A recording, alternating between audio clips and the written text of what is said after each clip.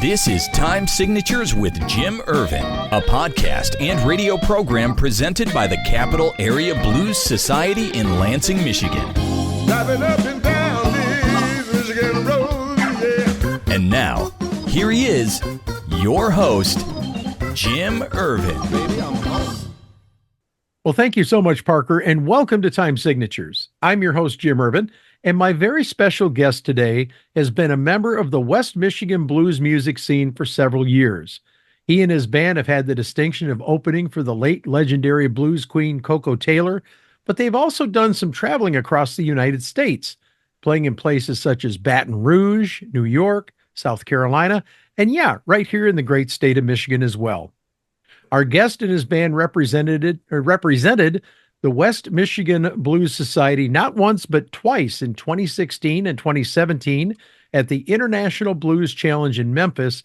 And if you have attended the Idlewild Jazz and Blues Festival in northern Michigan, you might have seen them there as well. His band is called Asamu Johnson and the Associates of the Blues, and I am honored to welcome two-time Jammy Award recipient and Telly Award winner Asamu Johnson and his keyboardist, vocalist, and manager, Adam DaddyMack McMillan. Gentlemen, welcome to Time Signatures. How you guys doing? Oh, doing pretty good there, Irv. Thank you. Doing All good. right. Doing good. Well, thank you for having us. I'm really tickled because I got this cool CD in the mail. We are going to talk about this in a few minutes, but I really wanted to preserve a few stories here, Asamu. So I want to start with you. I'd like to ask you about your earliest memories of music. Where did that start for you? It started in my aunt's house. My mother, when she had me, she was very young. So when my father's sister kind of took me in, so I grew up around them. They came from Mississippi. Okay. So all I was hearing was blues every weekend. There was some parties going on, and me and my cousins would sneak behind the furniture, robbing peanuts and candy that would be on the table. And that music just soaked in on me and came back around to me. Okay. Now, did you have any favorite bands when you were growing up? And were there any favorite songs that you just had to hear over and over again? Well, believe it or not, I didn't start playing blues until after I experimented with this funk band that I had. Okay. I started a funk band in what was the date there, Daddy? Oh, that was in the mid 70s, called the Funkasonics. Yes, Okay. yes. Started that, so I had a few years of that, and then I started being just a musician in blues bands, and my cousin's blues band and other blues bands, and I got fired one night because I was trying to help in the background singing in this band, and they told me that I couldn't sing, so get off the mic, and then they fired me at the end of the night. Oh, wow. Mhm. Wow. They fired me, but that made me say, well, I know I can do just as well they can. So I started playing blues at that point. Very cool. Now, at what point did you determine that your destiny would be to become a full-time musician? It was right at that time. Because, Okay. well, actually at that time, I was still raising kids. But right at that time, I said, well, I know I can do as well as they could. So I started trying to sing and play at the same time. And surprisingly, it started coming easy. And then songs started flowing out of my mind. So I started writing music. And I ain't never looked back after that. Very cool. Has it always been the blues for you? Or No, primarily? really, like I say, I've had some dabblings in the funk. So you can hear that in this CD here. You can hear some funky tunes on this CD that's coming out of me also. It all comes from the same place. Okay. So, Irv, let me just say this. Yes, sir. When he was talking about back in the 70s when we had the band called the Funkasonics, he would run from the microphone, okay? He would not be in front of no microphone. I'm just telling you how the story goes. He would Sure. not be in front of no microphone. And when I left for California and came back and we reconnected, I found out now he got the microphone in front of him all the time. And Wow. I'm so happy and proud of him that he talked me back into getting my thing together and joining them, and we've been playing the blues ever since. Now, Daddy Mac, I don't want to leave you on the sidelines, so I'm glad you jumped in there. Asamu, I'd like you to tell me how you guys met. How long have you guys been associated together? And of course, talk about the start of the Funkasonics as well. Okay, it was I was a veteran of the Vietnam War. Yes, sir. So when I came back, at that point, it was hard to keep a job because everybody thought that Vietnam veterans would go crazy and was on drugs. So you couldn't hold a job too well. So I decided to sit down in front of a record player. That's before I met Daddy and them. And I taught myself in 6 months how to play the bass. Wow. So then I had a cousin that was a few years younger than me. And he was a friend of Daddy Mac and a few other ones. So I was around them one day and I said, well, let's start a band. They said, well, they was in high school now. He was in high school when I first met him. Yeah. So I talked the young fellas into starting the band, and we ain't looked back ever since. Wow.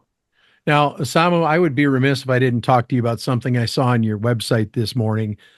First and foremost, you do not look old enough to have served in Vietnam, but from the bottom of my heart, sir, I want to say thank you for your service. And I appreciate that. I appreciate that. Thank you. Yes, sir. Now, I have to tell you something. The video piece that you have on your website is nothing short of incredibly moving.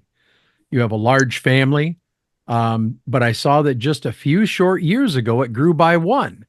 Now, when you met your son, Umoja, I want you to talk about that moment for a moment, because chances are, and I hope he does, he's going to see this. Yes. Yes, that was very surprising to me, because all of the kids that I have, I've always told them, and any woman that I would meet, when I got back out of the service, I told them that, I might possibly have a child in Vietnam, and if you got any problems with that, but then we might as well break it off right now. Yes, sir. So telling the women that, and then when the kids start coming, I would inform my children that they might have a brother or sister that's over there, and I don't know if I'll ever be able to see them or whatever. And believe it or not, my youngest son is the one that found him. He talked me into getting on Ancestry.com to try to find relatives here. And when he got on there, my oldest son in France got on there, and because he didn't know who his mother or father was, because his mother, once he got in an orphanage home in Vietnam. He was taken there when he was 3 days old. This was during the war. Yes. So having an American child wasn't too popular of a thing when they were taking over Vietnam. So he got adopted by a French couple out of France from the orphanage. So he never knew his mother, and he didn't know his father. But the way he looks, he knew his father had to be black. Wow. Now, I have to ask you, that video, it hit me right in the feels. I got to be honest with you. I'm a father. I've got children. I get it. Are you guys keeping in touch pretty regular now? Any plans to see him in France, or is he coming back to visit? Well, they're going through some. I just talked to him just last week. I keep in touch with them. They keep in touch with me. That's awesome. And but I plan on trying to going over there maybe this summer and try to visit them, if I can. But I never thought that would happen. It was amazing that happened, and the other things that happened after that just bringing my life full circle. And knowing I'm in the right place and the right frame of mind to finish my life out. And it makes this album really come together for me. And it is time to turn our attention to the new album, which is True Freedom. The entire reason that I mentioned Umoja is because that story kind of made the album make sense to me, if that makes sense to you. Because yes, this is not your traditional blues album, is it? No, it's not. Now you list. Go ahead. Go ahead. I'm sorry. It has some blues elements in it, but it has Yes, sir. the other things that you're talking about in it also. Yes. Yeah. You list the album as blues, funk, and rhythm. But it really is all of that and more, isn't it? Yes, it is. Yes, it is. Talk about the creative process for this album, if you would, Asamu. Okay. After my son and that journey through ancestry.com, I wanted more. That wasn't enough for me. You know, they would tell you what region of Africa your DNA comes from and what country possibly that you might have come from. You know, they give you 3, 4 countries, you know what I'm saying? Sure. But I wanted more. So I did this African ancestry DNA. And they have so many samples that they can tell you exactly what tribe you come from, Wow. where the people that you are related to live today. And upon doing that, I found out what tribe I came from. I found out where the people were living. I reconnected with them in Cameroon. I did the history of the tribe, but the people on my own, some research, and found that they migrated across Africa from Upper Egypt back in the 9th century. When the Arabs were taking over Egypt, they were fleeing across to Africa, so they didn't have to be, converted to Islam. And they did that and came all the way across to Cameroon and been there ever since. So knowing that, the first song I did on the CD is about me discovering who my people are and the history of them. So that kind of made me feel more free than anything else. Because before that, us black people, the only thing we could do is look back at slavery and know that we what plantation down south that we came from. We didn't know anything other than that. So finding that out truly made me feel free, and it made me proud. And that's why I wrote that song, Bamileke. And the True Freedom song, there's a song on there called True Freedom. Yes, sir. It's the voices in my head when I was 12 years old. It made me question everything around me and not just accept the status quo. And I've always been different like that, not just running with the crowd. I always had questions and I always walked my own path through this life. Yes, sir. And that's what I call true freedom right there. I'm speechless. It gives me so much more understanding that this album is so much more than just a music album. There's an incredible story here. And this is called America. It was another one that you mentioned. Yes. One of the titles. And talk about that song for just a moment. I normally don't pick songs apart and talk about them with a program like this. But I got to tell you, I am inspired to know more about this album just because of the backstory. Okay, yes. Well, that song, like I say, I've always had questions from being 12 years old. Sure. Like sometimes I would, like my mother used to send me to Bible school, and I would go there and I would listen to all of the stories and look at all of the pictures and going on. And one story in particular got me thinking about the Exodus or whatever, where the Jews come through the Red Sea and then God opened up the sea and then drowned the Egypt. And I was wondering, at the time I knew enough that we had been slaves for hundreds of years.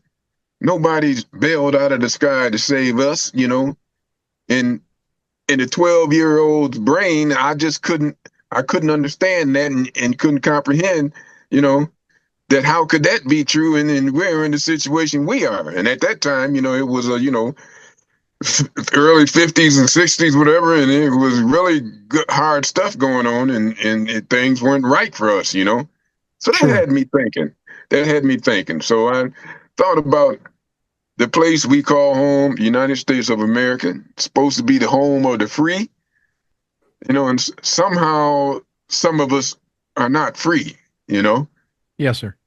And I just thought about that. I didn't want to start any trouble or start any hatred or anything going on. I just wanted people to think about, what's going on. Maybe it can get better if you think about it. Yeah. Well, I want to turn just a little bit here, and I want to talk to DaddyMack, because obviously, DaddyMack, this had to be something well beyond anything you'd ever done with Asamu in the past. I've had the pleasure of hearing, I think, every piece of music you guys have put out. And it's definitely not the usual Asamu Johnson and the Associates of Blues album, is it? No, it's not, but in a way it is, because Asamu's words that he writes, all of them have a definite true meaning of the music that we're playing. And he gives us the creative support to be able to put music to his words, and it's amazing. You know what I'm saying? It just really is. It just really is. And we have fun doing it. And here's the key. For me, the key is that I can listen to our CDs and know that Asamu's telling a story and we're writing music to his stories, Right. And it just all collaborates. It just comes together, and it's a beautiful thing. Now, this last one, this True Freedom one, definitely has a message to it that I'm hoping that once we get it out there, that people will definitely truly understand and appreciate. Well, I think having the backstory out there is going to help with that process, because I have to be honest with you, I was really caught off guard when I started listening to the album, and I'm thinking, there's got to be more to this. There's got to be something that I don't understand here. And I truly, I'm not an in the box blues guy. I like my music, my blues music, with a little of this and a little of that. But this was different. This had a different feel about it from the very beginning. And so I was really excited to get the backstory. And then I stumbled on the video. And I know. Yeah. And yeah. I'll listen, I'm a man, but I'm not going to be ashamed to tell you, I was sobbing today. I had genuine tears of joy and happiness when your son came through the gates and embraced you and fell into your arms and was hugging on you and you were hugging on him. That touched me, man, because I'm a parent. And it really, Asamu, from the depths of my heart, man, it made this album so much more special to me. I got to be honest. I appreciate that. Now, guys, you had your first CD release party on the 26th of October at Horrocks in Grand Rapids. How'd that go for you? It was excellent. It went well. Yeah, it went excellent. I mean, and let me tell you this. I don't know if you've been up to the Horrocks up here in Grand Rapids, but just seating arrangements. I have not been to that one. So the seating arrangement last year, they had a lot more seats available. Okay. We actually had people standing. It was standing room only. And It got to the point to where is that people were going out getting their summer chairs and bringing them in to sit down. How cool is that? Oh man, it was awesome. So yeah, it was really, really, really nice. It was great. How did that hit you, man? Well, I have had my problems within the last year. And while I was having my problems, medical problems, I also had this CD in my mind, this project that I wanted to complete. Mm-hmm. I wasn't sure if I was going to be able to make it to the end to be able to complete this because of the complications I was having and the struggles that I was having. It just wasn't normal. So to reach the end of this, the end of the project, it's just undescribable how I'm feeling to see those people out there and the way that they accepted us. accept the music that we made, and I'm so proud of my fellas here because you know what a boogie is when it comes to blues, right? Oh yeah. That's a one chord. You use one chord. A lot of musicians don't like to do that because they like to have direction, through the music to help them go up and down their scales or whatever. You know what I'm saying? Right. But Yep. in the boogie, now this pertains to the song they called "No School." You don't need no school to play the blues or the funk or whatever when it comes out of you like that. And I had been trying to tell my fellas about this for the last about 6 months or so. At practice, I would try some boogies and going on just to see where they were going to come from. I don't want to guide them and tell them what to do. I just wanted to see what would come out of them when they would get with the beat and going on. And so it was like a struggle for 3 or 4 months. But when we got in the studio, it came out of them. I'm so proud of them. I'm so proud of them. You just can't believe their creativeness came out of them in the songs and the boogies that we play, because nobody else can do that like we do it. DaddyMack, what do you got to say? Oh, well, no, he's absolutely right. And like you said, it was a little bit of a struggle when we were practicing and whatnot, but like you said, once we got up in the studio, it just all seemed to click. It was just like a light came on, and the music just came up out of us, See, and I totally get that, because that's what happened to me this morning when I saw that video. The light came on and I understood what this album was about. I really did. I'm glad to hear that. I'm glad to hear that. Yeah. Now, you've got your second release party slated for November 16th, which this video is going to be promoting at Horrocks in Lansing. Talk about that for a moment. Well, we're going to be at Horrocks in Lansing from 5 p.m. 5 p.m. to 8 p.m. And we're going to be releasing the CD as well there, where we've never played there before. So this will be a first time for us. But if it's anything like the other Horrocks, I can imagine there's a lot of foot traffic that goes through. And that's all we need is for somebody to be shopping or just walking through the store trying to get some plants or whatever. And once they hear our music, they're going to stop and listen. Trust me. Well, here's what I can tell you about Horrocks in Lansing. They have an outbuilding, and that's where they have the bar that's set up, and they also have the stage area. And believe me when I tell you, you'll have no problem drawing a crowd, because even though it's a little walk from this building to the outbuilding, when there's music going on, people generally migrate to that outbuilding just to check it out. So I think that's going to be, and I'm sure you have a decent following in the Lansing area, correct? Yeah, we've got some people that will come out and see us. So, from the urban beat and I can't think of the other place. I'm sure Terry will pop out to see you too, eh? Oh, no question. Yeah. Looking forward to seeing him. And guys, make sure you wear your hats. I loved seeing you guys at the Blues Fest wearing my hats. That tickled me to death, man. I'm like, oh, dude, you're shopping the same place I am. I love it. But all right. So, Asamu, where can people get more information on True Freedom, as well as your other albums, maybe buy some merch and maybe book you for a gig? Well, they can come to our website.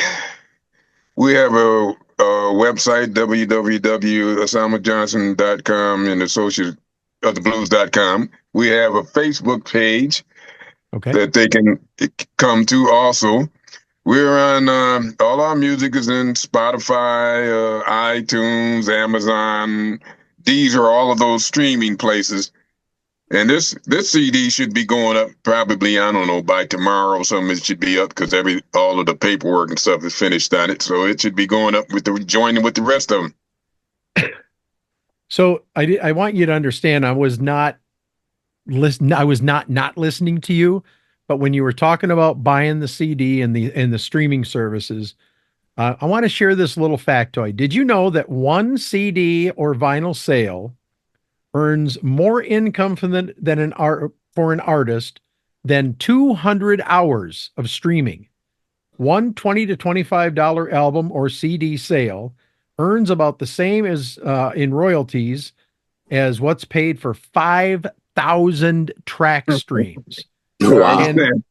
And this is why I don't mind buying a CD. Okay? I don't mind buying a CD because I would rather support the artist and help them out. And I didn't realize that it had that impact. But imagine 5,000, it takes thousands and thousands of streams to make it worth your time. So I would like to encourage everybody that's coming out to the show, bring a $20 bill or whatever it is. How much are the CDs, guys? $15. $15. There you go. Bring your $15 with you, buy a CD, have them sign it, show your support, and trust me when I tell you, these musicians are absolutely going to be appreciative. Absolutely. Appreciate that. I appreciate that. Thank you so very much, Ervin. Well, and I've decided this is going to start being part of my program because it's important for people to understand the value of, and I get that they don't have CD players in cars anymore. I get that people don't have CD players in their computers anymore. Guess what? Go buy one. Go buy a turntable, buy some vinyl. I mean, I've got vinyl sitting right over here. I mean, I don't have a problem supporting, and I'm not just doing this to shine a light on me. I'm doing this because I want to see blues musicians stay in the fight. I want to see them make music. I want to see them out there on the road doing tours. Because it's, I love blues music. It's all there is to it. So one of our mottos is keeping the blues alive. Yes, That's sir. right. Yes, sir. Well, you're going to hear that phrase in just a minute when we close this episode. But Asamu Johnson, DaddyMack McMillan, I want to thank both of you for joining me on this episode of Time Signatures. All the very best to you and also to the band, and also for your continued success. Thank you very much. We surely appreciate you, sir. Thank you. I appreciate you, sir. You're very welcome. Well, that wraps up this edition of Time Signatures. My thanks once again to Asamu Johnson and Adam, DaddyMack McMillan, but also, more importantly, to you, to our listener, to our subscriber, for without you, none of this would be possible. Jim Ervin reminding you that keeping the blues alive is everyone's responsibility, but preserving the history of the blues, one story at a time, that's my mission. Until next time, so long. Thank you. This has been Time Signatures with Jim Ervin, presented by the Capital Area Blues Society in Lansing, Michigan. For more information on cabs, visit capitalareablues.org. You can find this episode and past episodes at lccconnect.org. The Time Signatures theme song, Michigan Roads, is used by permission and was written by Root Doctor, featuring Freddie Cunningham. I'm trying, baby, driving up and down Michigan roads, yeah. Until next time, keep on keeping the blues alive.